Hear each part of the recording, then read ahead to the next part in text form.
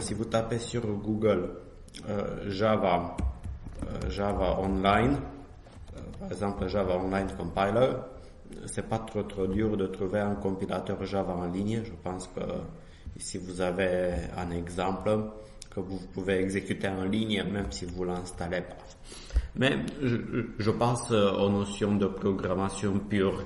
Je ne vais pas revenir sur le langage de processing, mais ici, je vais juste dire rapidement que vous avez une fonction somme qui permet de faire l'addition de trois valeurs entières, x, y, z.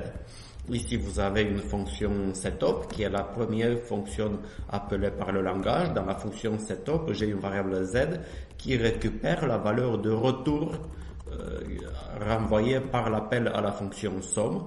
Ici, ça va être 9 plus 10 plus 11, ça va être 30. Donc, j'exécute ce programme sous processing. Il va tout simplement afficher 30. Je peux modifier un peu le programme pour se rappeler certaines notions essentielles. Si je mets int crochet x, par exemple au lieu de x, y, z, je vais écrire tab. Ça veut dire que je n'ai plus trois variables x, y, z, mais j'ai un tableau tab qui peut contenir trois valeurs. Dans ce cas-là, si je veux faire la somme des trois valeurs, je mets s égale tab de 0, s égale s plus y c'était la deuxième variable, donc je veux faire la somme de toutes les trois variables, c'est comme ça. Ici donc, je suppose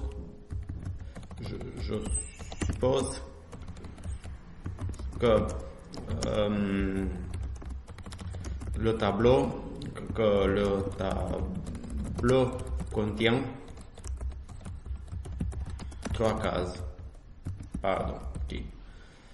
On suppose que le tableau a trois cases. C'est comme ça qu'on fait une fonction qui réalise une addition.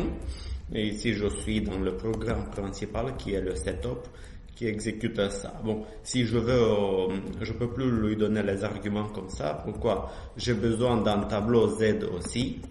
Une manière facile d'initialiser le tableau, c'est de lui donner les trois cases ici comme ça. Je peux l'appeler P pour le tableau. Excusez-moi, je fais comme ça. Ça, c'est une variable Z. Donc, je modifie un peu le programme. J'espère que vous pouvez me suivre parce que c'est quand même important pour maîtriser les briques de base du langage. Sinon, n'oubliez pas, vous pouvez venir avec des questions vers moi lundi prochain. Donc, ça va être le lundi 15 à 18h. Donc ici, j'exécute le programme qui devrait afficher la même chose, sauf erreur de ma part. Oui, j'ai oublié de changer l'argument de la nouvelle fonction somme. Je lui passe T, le tableau. Ok. Et j'exécute. Bon, à partir de là, je passe au langage Java. Mais avant de présenter le langage en tant que tel, pourquoi j'ai insisté beaucoup sur processing? Pourquoi j'ai passé quand même une dizaine ou une douzaine de séances sur processing? Et pourquoi j'ai pas attaqué le Java directement? Pourquoi? Parce que c'est plus facile pour vous de démarrer avec processing. En processing, vous pouvez démarrer avec un programme de 2 ou 3 lignes tout de suite. Java, c'est un peu plus complexe, mais sachez une chose.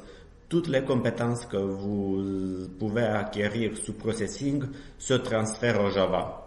Donc, une fois que vous maîtrisez l'essentiel de processing, ce type de code, on va transférer tout ça au Java. C'est vraiment toutes les compétences se transfèrent très bien. Donc, j'ai pas choisi de partir dans un langage qui n'a rien à voir.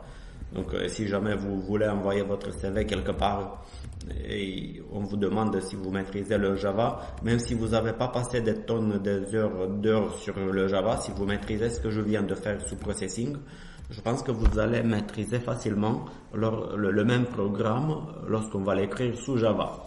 Comment ça fonctionne sous Java? Donc, je copie ce code-là et je le mets dans un fichier qui s'appelle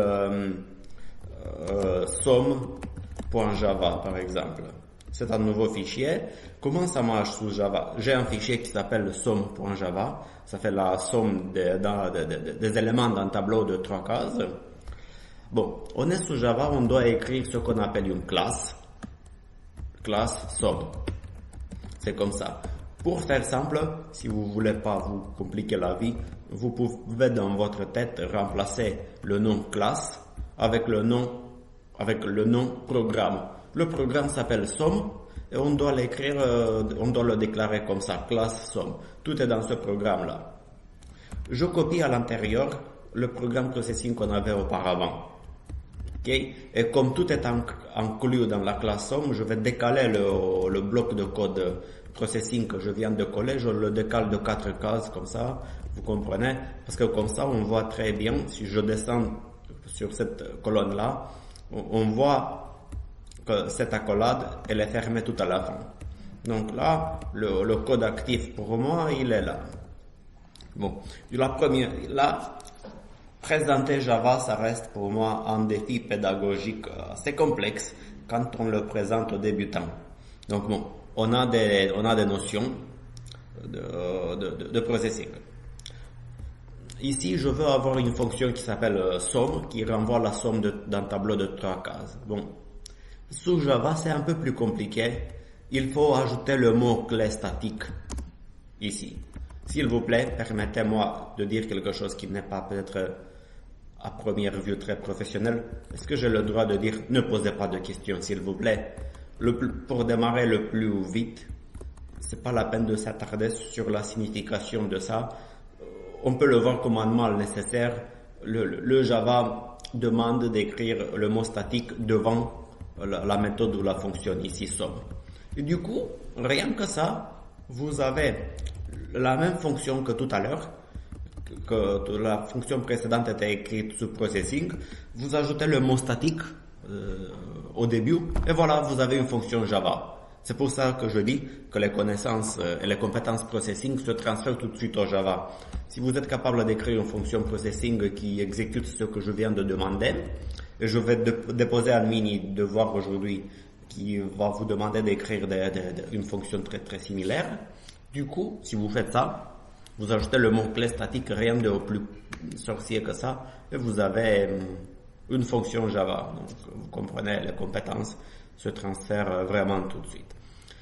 Bon, ce qui est un peu plus compliqué, c'est le programme principal qui était ici décrit dans la fonction setup. Bon, dans un langage comme Java, C++ et encore d'autres, le programme principal, on doit l'écrire dans une fonction, une méthode qui s'appelle non pas setup mais main. Donc je dois écrire main. Et encore une fois, on doit ajouter le mot clé statique. Si je commence à décrire qu'est-ce que ça veut dire, on doit faire un peu plus de programmation orientée objet plus poussée. Je dois passer 15 minutes et je sais que les vidéos trop longues ne plaisent pas aux gens. Donc je veux aller à l'essentiel le plus vite possible pour vous permettre de coder Java. Bon, il y a encore un autre mot-clé qu'on doit écrire pareil, public. C'est public static void main.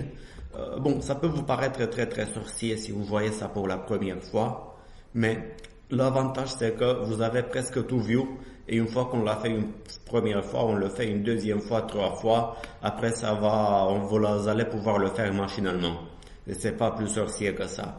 Et ici, à l'intérieur des arguments qu'on donne à la fonction main, vous comprenez, ici on avait des arguments qu'on donne à la fonction somme. Au début, j'avais A, B, C séparés par virgule. Il faut qu'on donne un argument, un tableau de chaîne de caractères qui représente, si vous voulez, les arguments du programme lorsqu'on l'exécute dans une console. Bon, il veut ça pour qu'il soit content. C'est tout. Ok. Et avec ça, j'ai presque fini mon programme Java qui, vous voyez, c'est une extension directe du programme processing. Il manque encore une seule différence, il n'y a pas de println tout court. On doit écrire system out println z. Et grâce à ça, vous avez votre premier programme Java. En fait, on a traduit le programme processing en Java. Et vous voyez, si on ne parle que de calcul mathématique comme ça, une somme ou un algorithme, si on ne parle pas de programmation graphique, si c'est juste de l'algorithmique, le code processing ou le code Java c'est presque pareil.